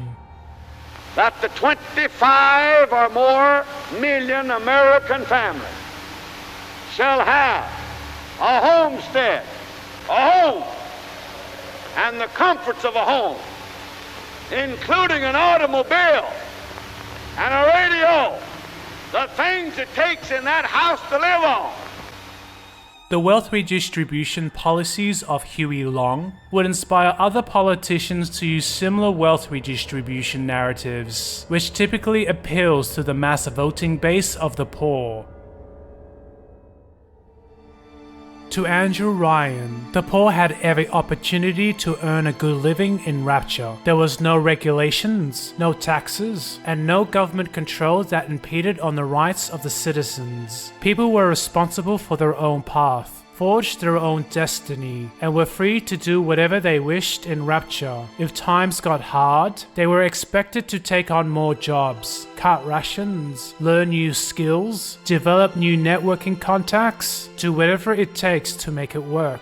There was no external forces that stopped them to achieve their best. Instead, these citizens squandered their Rapture dollars on Adam just so they can have a temporary drug-induced high, while sinking deeper into despair and addiction, just like the drunks and parasites on the surface. Those people never accepted personal responsibility for their own circumstances, and instead found comfort in blaming others for their own failures, even though Andrew Ryan had nothing to do with their depravity or the situation. And with political opportunists such as Atlas encouraging the victim mindset and scapegoating their problems on Andrew Ryan, it seemed there was no way out for him.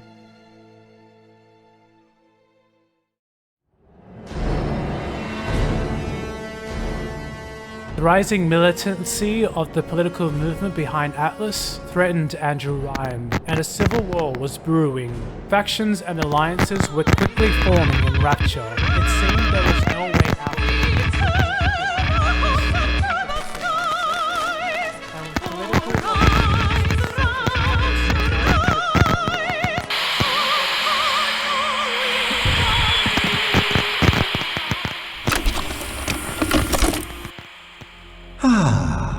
That's better.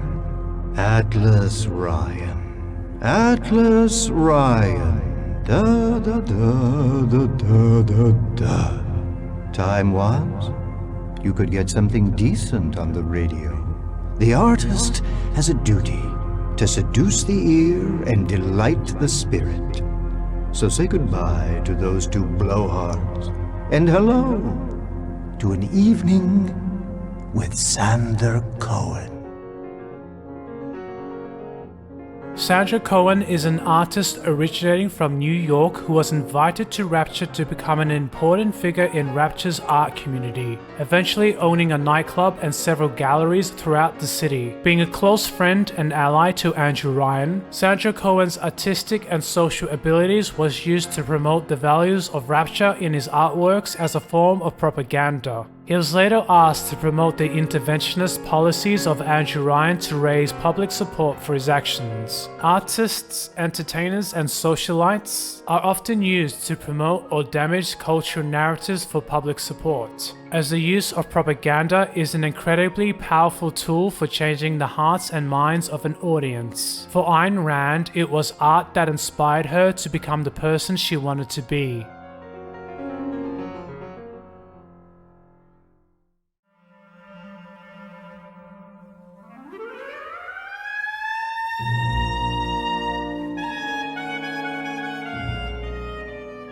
Ayn Rand was a teenager when foreign films were first allowed to be shown in Russian movie theaters. Her first precious glimpses of America came to her in cinema, where Rand was exposed to the shots of streets and the skyline of Manhattan. It resonated in her the vision of free men, which was full of glamour and romanticism. And I remember there were some American movies where you could see New York, just shots. Usually long shots, and I would sit through 2 shows just to catch it because it would be very brief. They never had one that showed much, but you could get that glimpse once in a while. And I can't tell you how glamorous it was at that distance. And then I began to see movies every night practically. And that was the most wonderful period. America, a land dedicated to protecting individual rights, stood in sharp contrast to the collectivism of communist Russia. Ayn Rand later described America as the greatest, the noblest, and, in its original founding principles, the only moral country in the history of the world.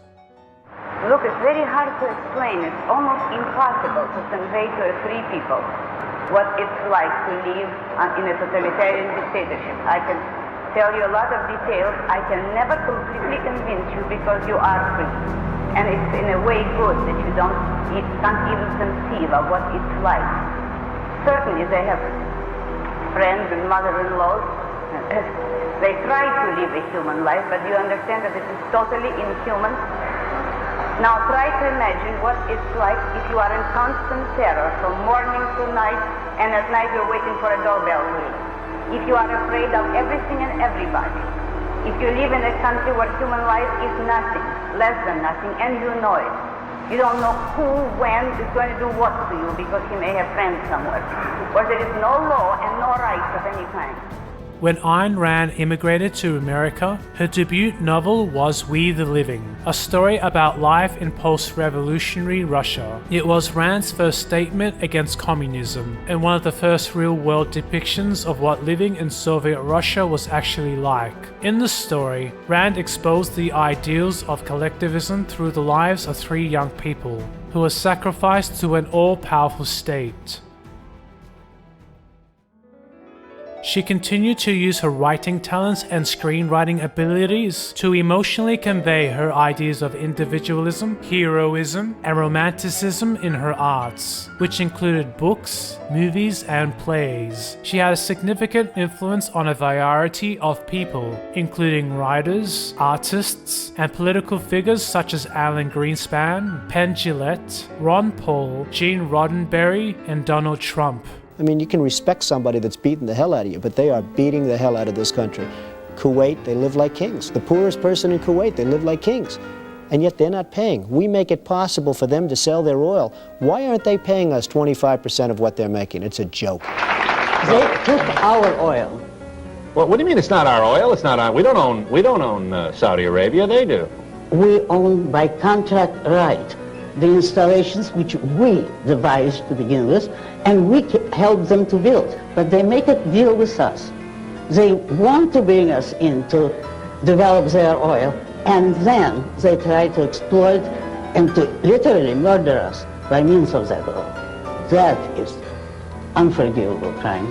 I mean, some in the Middle East would argue that it's, first of all, it's their oil. No, it isn't. It was there for centuries, and they didn't know what to do with it. We don't export our technology. We export our minds and our knowledge, without which they couldn't exist, and they admit it. They nationalized oil in a lot of those countries and then want the Americans or a few Europeans to come and help them run it. They can't even run the oil industry after they've copied everything from us. It can't be done. What do you love? Reason, heroism, the luminous potential of man. Execrable claptrap. I beg your pardon. The reviews.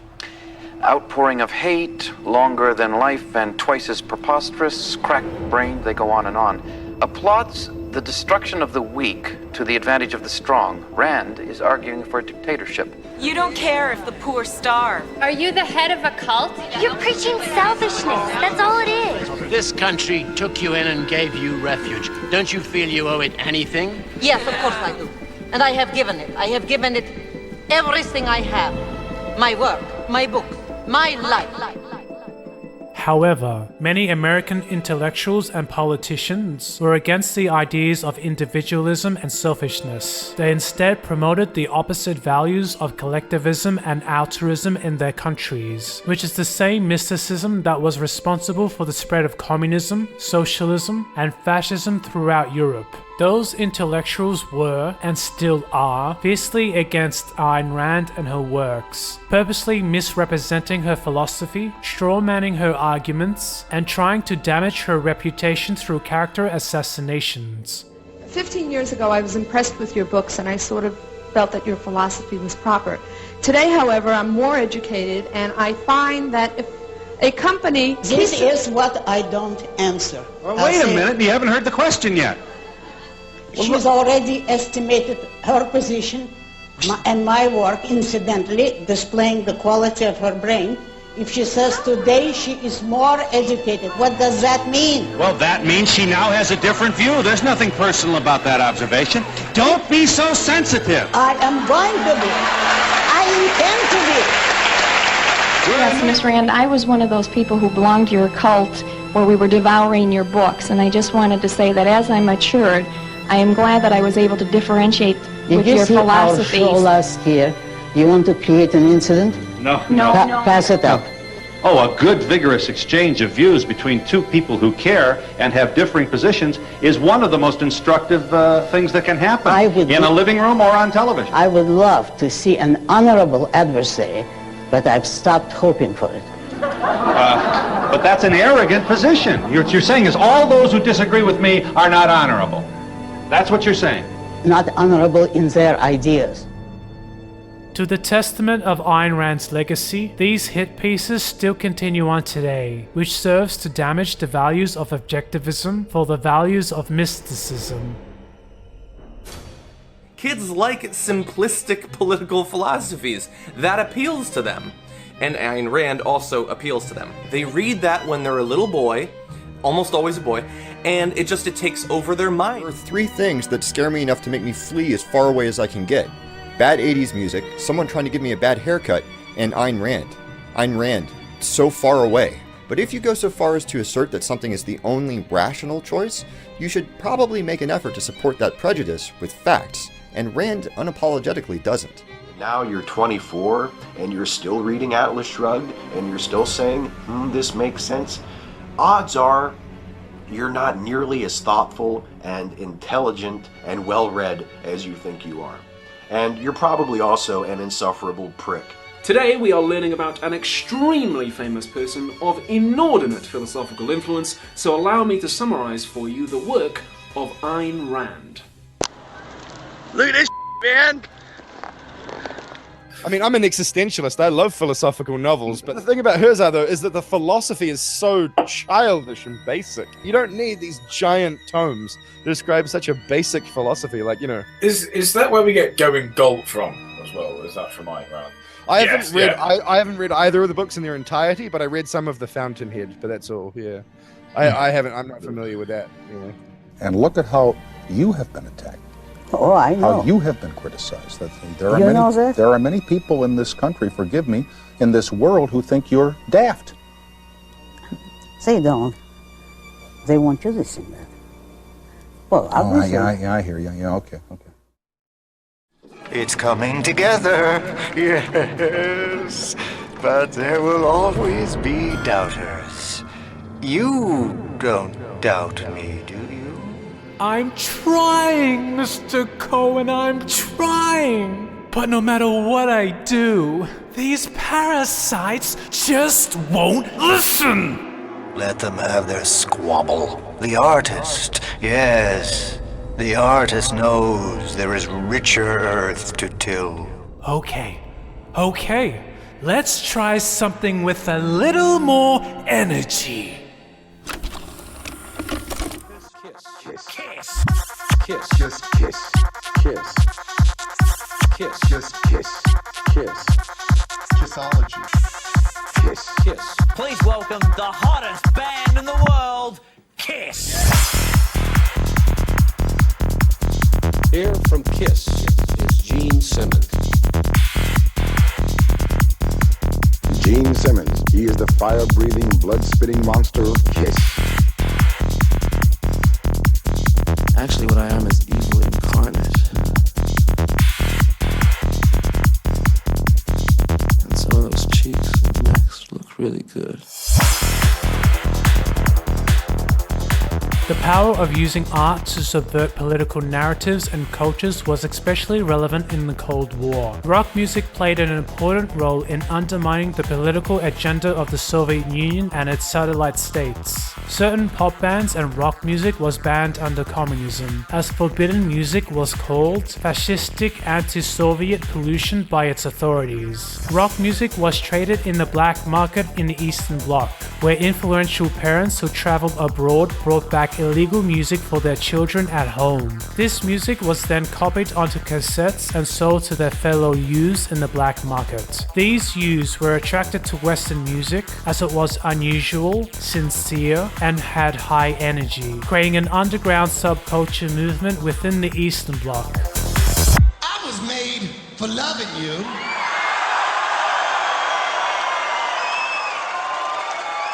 You were made for loving me.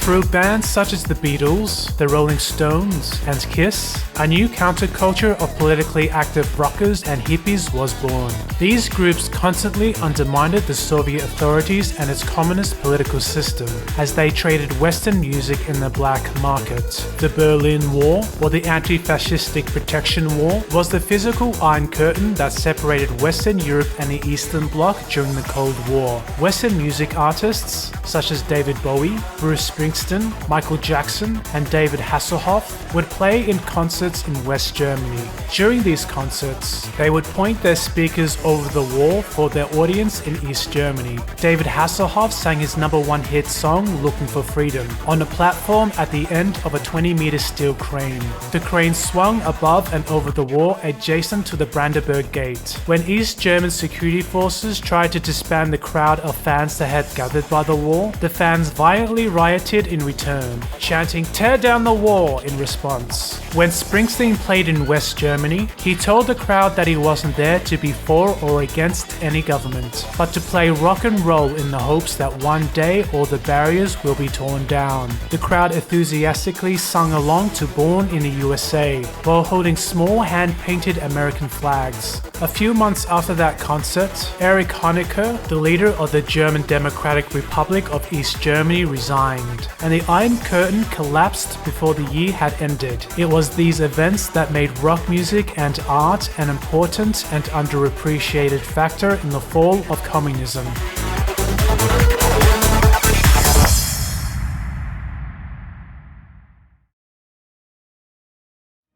Andrew Ryan relied on Sander Cohen to help promote the interests of Rapture through his music. As Rapture's policies changed to become increasingly authoritative, Cohen was expected to continually support Andrew Ryan's narrative through his art, which he resented. His artistic rival, Anna Culpepper, denounced Cohen as Ryan's songbird, cleaning up after Andrew Ryan's mess with a song and a dance like a stable boy. Anna Culpepper eventually grew to support Atlas's political movement over Andrew Ryan's, and used her skills as an artist and performer to help promote Atlas's opposite narrative. This caused a great cultural and propaganda war within Rapture that coincides with the political one, which are typically echoed in societies just before periods of civil strife.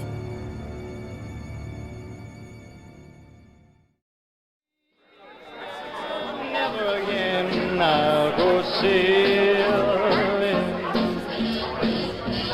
No more sailing. So long sailing. Bye-bye.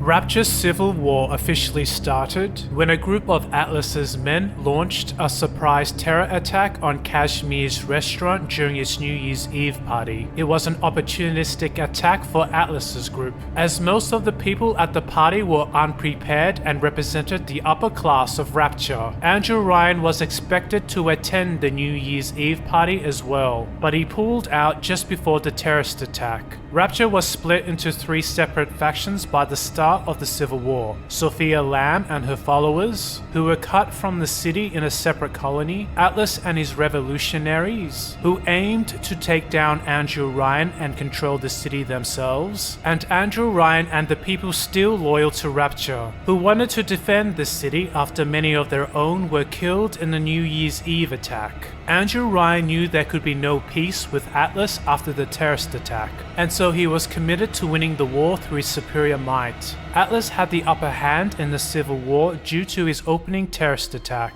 His splicers had already controlled some of the city, but Andrew Ryan still had the Atom, the Plasmid labs, and the loyalty of the citizens who believed in Rapture's future. Andrew Ryan's greatest assets was his intellect and will. He survived Soviet Russia to be one of the most richest and successful business tycoons in America. He built and created Rapture. He wasn't going to let the parasites tear down what he had created without a fight.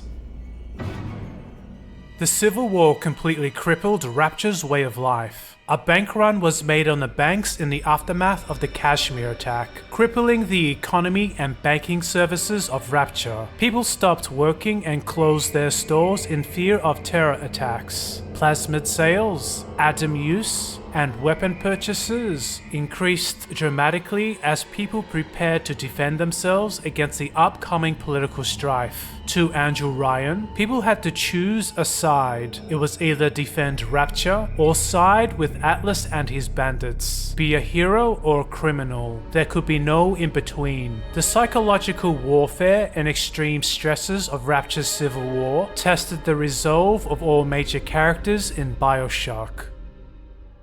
Sander Cohen's artistic work was no longer appreciated or sought by the people during the Civil War. He fell into deep depression and succumbed to excessive splicing to alleviate his pain, leading to permanent insanity from his Atom abuse. Both Sander Cohen and Andrew Ryan hated the way Anna Culpepper was gathering support for Atlas and his revolutionary group. It was especially painful for Andrew Ryan as Culpepper was a prior member of Rapture's Central Council. He called her songs communist versifying and promised that the little red bird would stop singing. Once the Civil War broke out, Ryan ordered Sullivan to kill Culpepper as a favor to Sander Cohen and himself. Sullivan reluctantly complied, drowning Culpepper in her apartment as she took a bath. As he overpowered her and held her down underwater, her eyes never stopped staring at Sullivan. Disturbed with what he did, he took Culpepper's half-finished red and black knitted blanket from her apartment to remind himself of his actions. It just didn't seem right to leave it lying there. lying there all by itself. He couldn't live with the anguish and grief that he had caused to himself after her death. He left his last radio message to Andrew Ryan shortly after, expressing his love and respect for the great man in his final farewell. His body can be found in Neptune's Bounty. Bill McDonough, the head of maintenance, was also a member of Rapture's Central Council, but resigned once Andrew Ryan nationalized Fontaine Futuristics. They were close friends after Andrew Ryan found out that McDonough installed brass fixtures instead of tin in his private apartment. Andrew Ryan was impressed with Bill's work ethic and made him his general contractor. But once the Civil War started, Bill McDonough's wife, daughter, and city he had helped to build was placed in constant danger. He knew it would not end until Ryan or Atlas was dead. Because he had freedom of movement in Rapture, he was in the unique position of ending the Civil War by assassinating Andrew Ryan, his friend and employer. I don't know if killing Mr. Ryan will stop the war, but I know it won't stop while that man breathes. I love Mr. Ryan, but I love Rapture. If I have to kill one to save the other, so be it.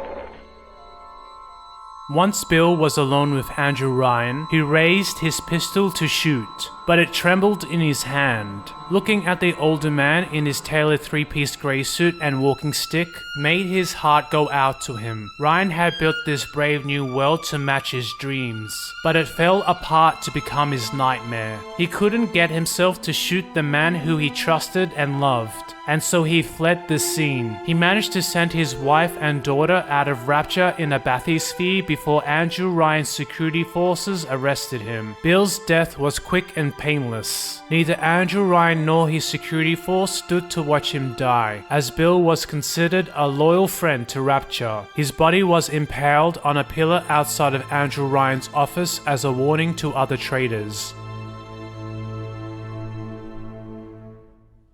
In Sullivan's last radio message, he included a security recording of Jasmine Jolene. She was an exotic dancer at Fort Frolic and former mistress of Andrew Ryan. In the secret recording, Jasmine Jolene talked about being pregnant with Andrew Ryan's child. Andrew Ryan was unaware that Jasmine was carrying his child and got excited about leaving a legacy, but he soon became enraged after he discovered that Tenenbaum and Fontaine took her fetus after offering Jasmine a large amount of money. I'm sorry, Mr. Ryan. I didn't know. I didn't know Fontaine had something to do with it. What are you doing? No, don't, please. I loved you. Don't, please, no.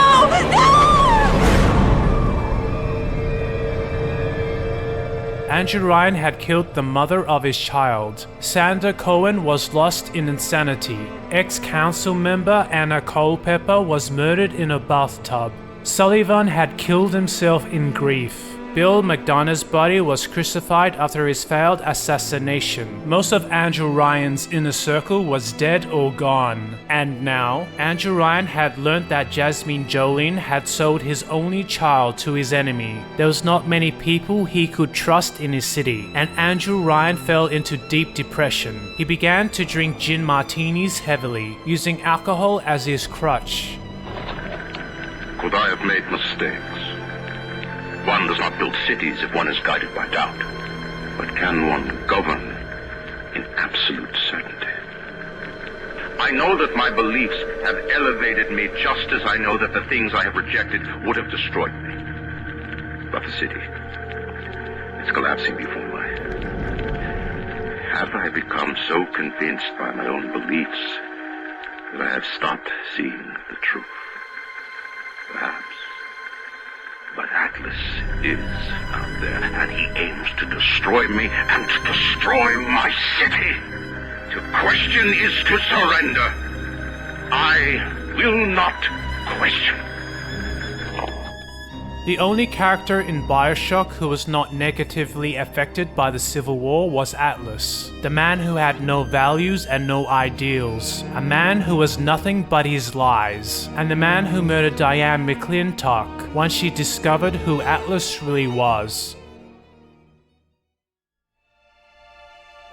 Despite the many setbacks and distresses suffered by Andrew Ryan was still the strong individualist he always was. A Russian Jew who escaped Soviet Russia to become one of the most successful and richest business tycoons in America. He created Rapture. He built Rapture. His strength wasn't in steel or fire, but in intellect and will. In response to the Civil War, Ryan Industries engineered new turret defenses, security bots, genetic keys, and maintained stronger control over his city. The new Vita chamber devices could raise his men back from the dead. And Dr. Sun Trong's pheromone conditioning research was complete, which means he could now turn Atlas's own splices against him. The population of Rapture had suffered immensely, and many had died to defend the city. But once Andrew Ryan was able to control the splices and use them to rid the city of the rebels, he would then be able to restore Rapture to how it was. Rapture is coming back to life. Even now, can't you hear the breath returning to her lungs? The shops reopening, the schools humming with the thoughts of young minds. My city will live. My city will thrive. Atlas was on the run. His civil war had failed. It was only a matter of time before he was captured and executed by Andrew Ryan's men. But Atlas had an ace in the hole.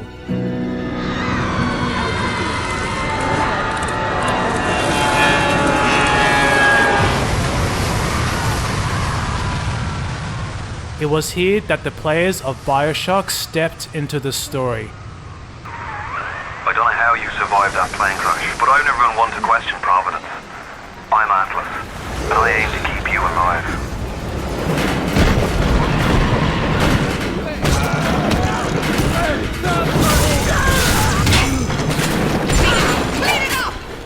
The player is the illegitimate love child of Jasmine Jolene and Andrew Ryan, bought as an embryo by Fontaine, and genetically enhanced with plasmids by Dr. Tenenbaum to reach adulthood in 4 years. Being Andrew Ryan's son, you share his genetic code, which means you could access areas that needed his genetic key, travel in bathyspheres that were available only to him, could use his Vita chambers that were not genetically calibrated to anyone else, and his security bots and turrets had difficulties targeting you. Loaded with weapons, plasmids, and sharing Andrew Ryan's genetic code made you a powerful force within Rapture, giving you the clear upper hand in the Civil War. Typical of Frank Fontaine, the Atlas persona fed you misinformation and lies in your playthrough of Bioshock, manipulating you to achieve Atlas's own goals at the expense of your own. He appealed to your empathy by staging a fake death of his non-existent family. He encouraged you to kill the little sisters for their Adam, dehumanizing them as little Frankensteins, even though it was him that mass-produced unstable plasmids for the little sisters and his Civil War. And once you were not useful to him anymore, you were expected to get stepped on by a big daddy, even though he thought of you as family. His Atlas persona fooled most citizens of Rapture, including Andrew Ryan. But unlike the other characters of Bioshock, you didn't have any choice to resist his commands. You were genetically conditioned to respond to certain phrases and the demands of others, robbing you of your free will and your capacity to choose, which means most of the player's actions is to be blamed on Frank Fontaine, not the player himself. Through your biological conditioning, Atlas forced you to kill most of Rapture's splices that were under the control of Andrew Ryan, break through Rapture's defenses, and save or kill the little sisters who were responsible for atom production. You were the ace in the hole that turned the tide of the Civil War to Atlas's favor. By the time you were at Andrew Ryan's doorstep, he and his city was defeated by your hand.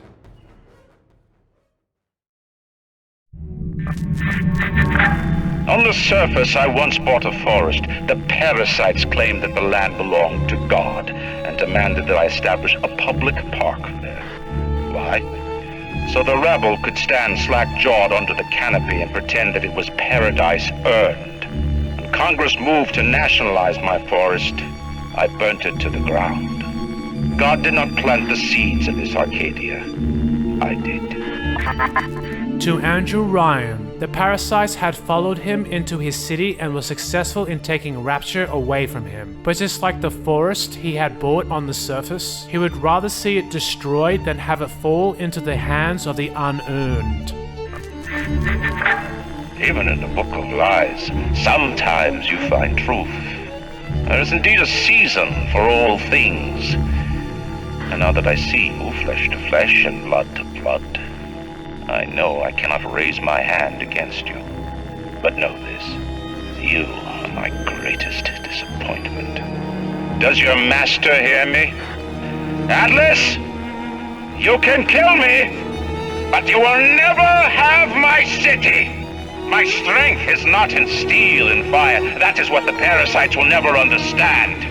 A season for all things. A time to live and a time to die. A time to build and a time to destroy!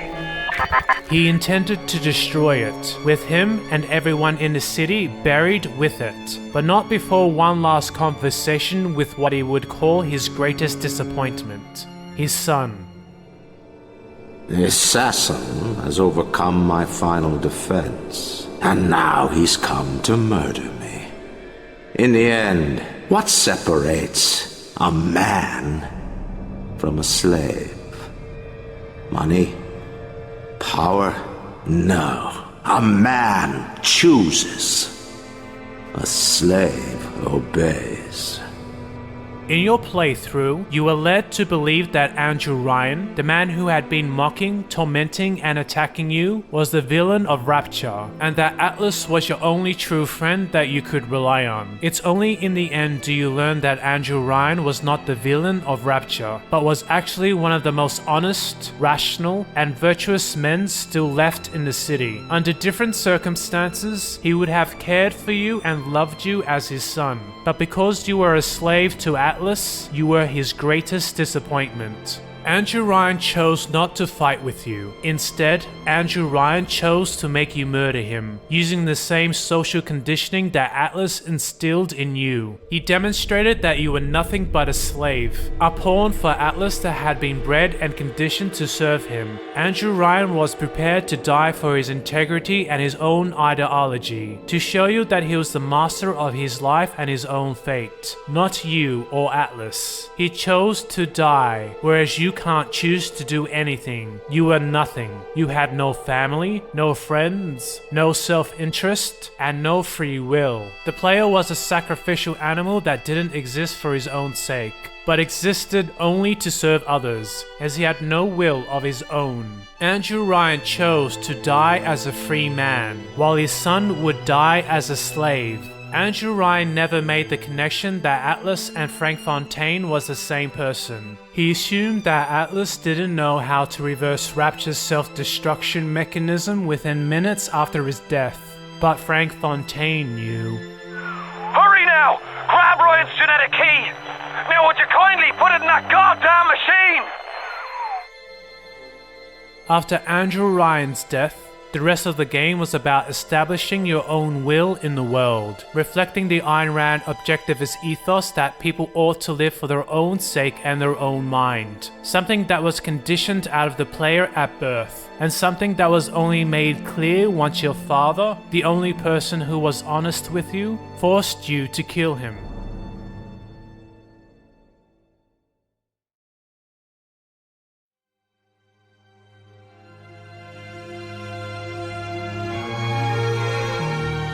After the player breaks his control from Atlas and retains his free will, he moves on to help Tenenbaum, saving the most vulnerable and innocent people in Rapture, the children.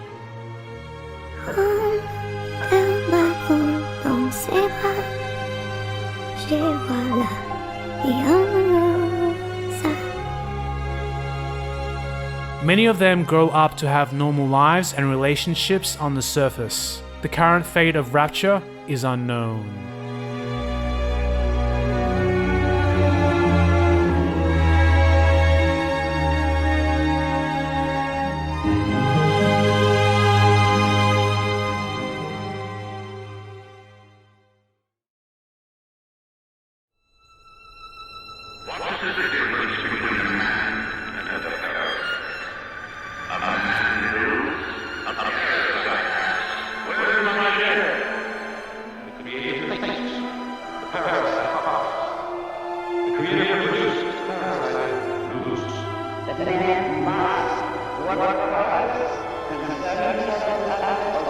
responsive to what I said. That is the role of a sacrificial object.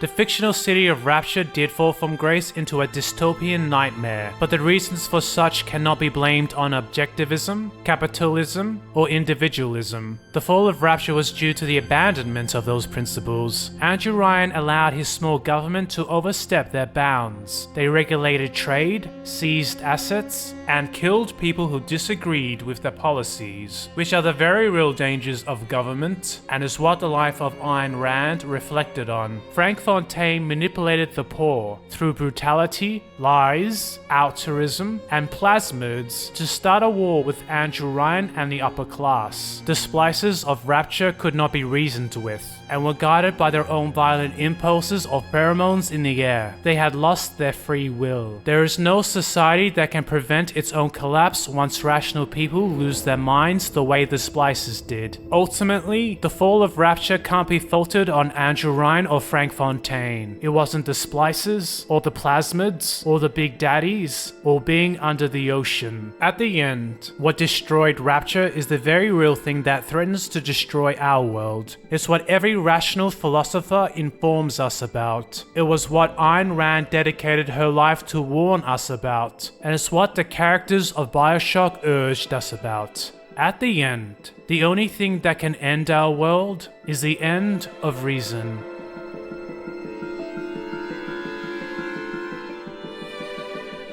Love is a command to rise to one's highest potential, the best and noblest vision of ourselves. Love is a reward, the greatest we can earn, granted to us for the moral qualities we have achieved in our lives.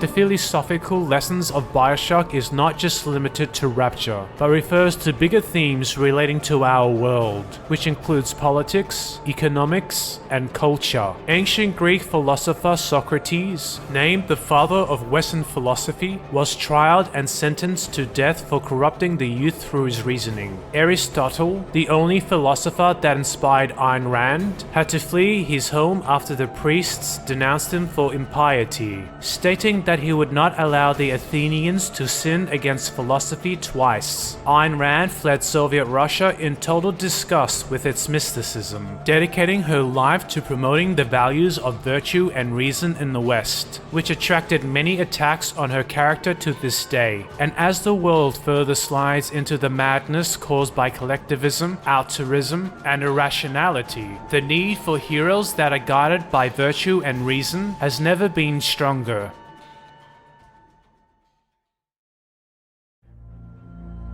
And now, it's only at the very end do you understand that this presentation was not made for you, it was made for me. That it was this game that first introduced me to the philosophy of reason, virtue, and selfishness many years ago. That it was through this philosophy that I have found true meaning and happiness in my own life. Because I'm a man who chooses to live, chooses to think, and chooses to act in my own rational self-interest. I have sworn that I will never live for the sake of another man, nor ask another man to live for mine.